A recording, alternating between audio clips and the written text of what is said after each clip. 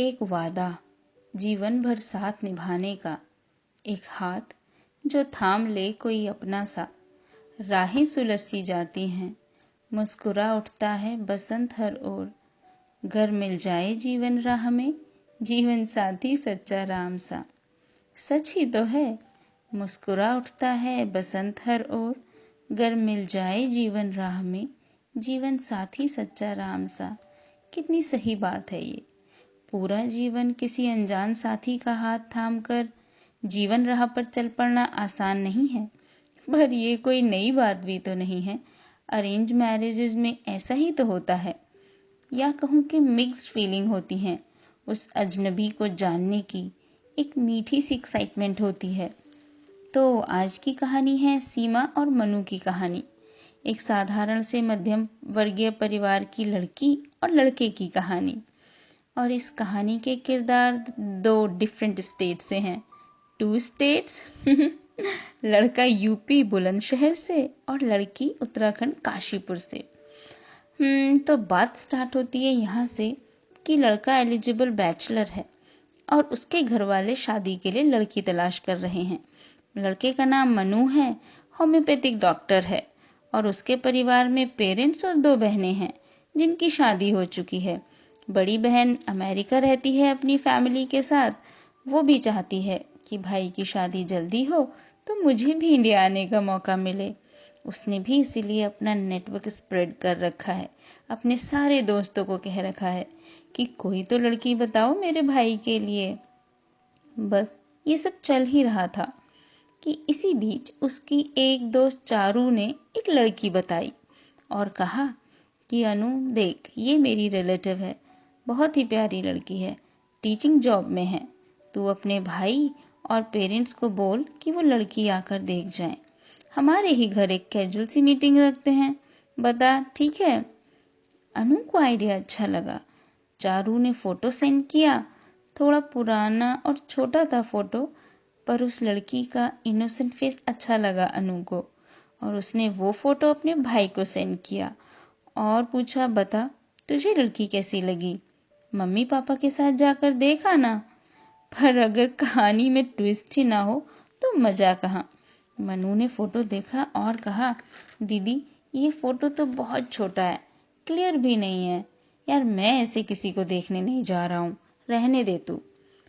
पर वो लड़की अनु की दोस्त ने बताई थी, तो अनु ने अपने भाई को इंसिस्ट किया, अरे कोई ऐसी फॉर्मल मीटिंग नहीं है ना, चारू के घर पर ऐसे ही चाय पर मिलना, सामने से देख भी लेना एक दूसरे को।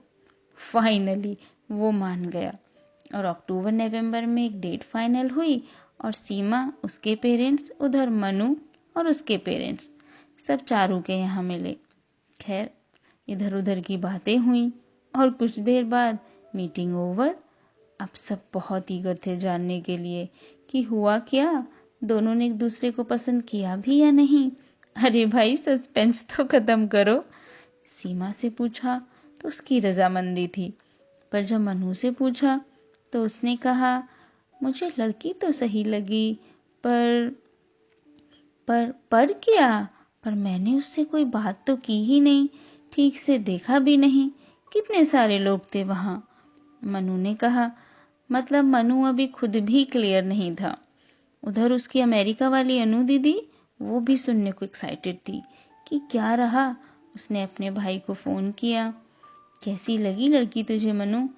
उसने कहा, दीदी मुझे उससे एक बार और मिलना है, कुछ तो है उसमें, मैं उससे बात करना चाहता हूँ, थोड़ा तो जानना चाहता हूँ, आखिरकार जीवन भर साथ रहने का सवाल है।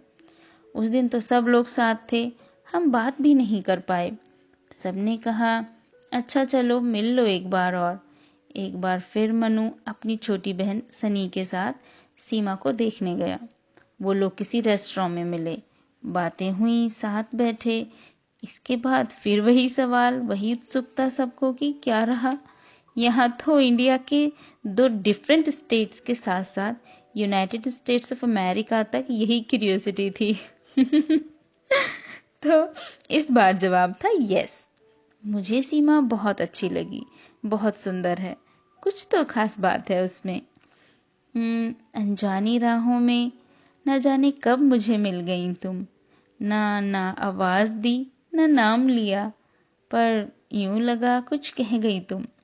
शादी पक्की हो गई थी, सब बहुत खुश थे। शादी की डेट वगैरह की बातें स्टार्ट होने लगी थी। मनु और सीमा के मन में भी बहुत कुछ चल रहा था।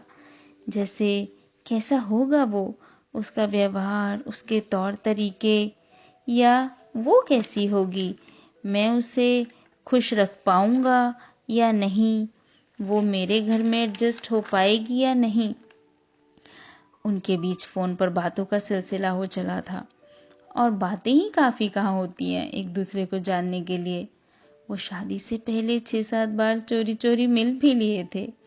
सगाई और शादी के बीच का ये इश्क बड़ा रोमांटिक होता है, और चोरी चोरी मिलना, रात रात भर घंटों बातें करना, मानो यही दुनिया हो जाती है दो दिलों की। एक दिन मनु की दीदी ने फ़ोन किया सीमा को। सीमा, तुम खुश तो हो ना, सब ठीक तो है ना? मुझे लगा तुम्हारे मन की टोह भी तो ले लूं। हाँ दीदी, मैं बहुत खुश हूँ। मैंने तो मनु से जुड़ी हर चीज़ को उसी दिन अपना लिया था जब आप लोग मुझे पहली बार देखने आए थे। और सच बताऊं, पर अभी घर पर मत बताना, अभी मनु काशीपुर ही है। हम लोग गर्जिया देवी मंदिर में आए आज साथ साथ। काशीपुर के पास रामनगर गार्डन में हम मिल चुके हैं 6-7 बार। और मेरे लिए ये 6-7 मीटिंग सिर्फ फॉर्मल मुलाकातें नहीं हैं, मानो ये 7 मुलाकातें शादी के 7 पवित्र फेरे हो चुके हैं मेरे लिए। मनु का मेरी परवाह करना, मेरी रेस्पेक्ट करना मुझे दिल तक छू जाता है। सीमा के ये शब्द दिल से ही आ रहे थे। कोई भी महसूस कर सकता था उसकी खुशी, उसका समर्पण। ये छोटे छोटे शहरों में रहने वाली लड़कियों का हृदय भी कितना मासूम और कितना असीमित होता है, कितना अथाह, कि उसमें कितनी जल्दी किसी अजनबी और उससे जुड़ी हर चीज़ को अपना बना लेती हैं। कितना सहज होता है एक लड़की के लिए स्थिर सी झील से बहती नदी हो जाना और दूर कहीं समंदर में घुल मिल जाना। अब दोनों दिल राजी थे, तो सबकी आपसी सहमति से 28 जनवरी 2016 में दोनों की शादी की डेट फाइनल हो गई। हर पल बड़ा है कीमती, हर पल बड़ा है कीमती, बड़ी मुश्किलों से पाया है। आज जी लें पल पल इस पल को, बरसों बाद ये पल फिर आया है। मैं बनी हूँ तेरी संगिनी, मेरी हर सांस का साथी तू, आ पलकों में छिपा लूँ तुझको मैं, ये ऐसा लम्हा आया है। बस ये कहानी यहीं तक।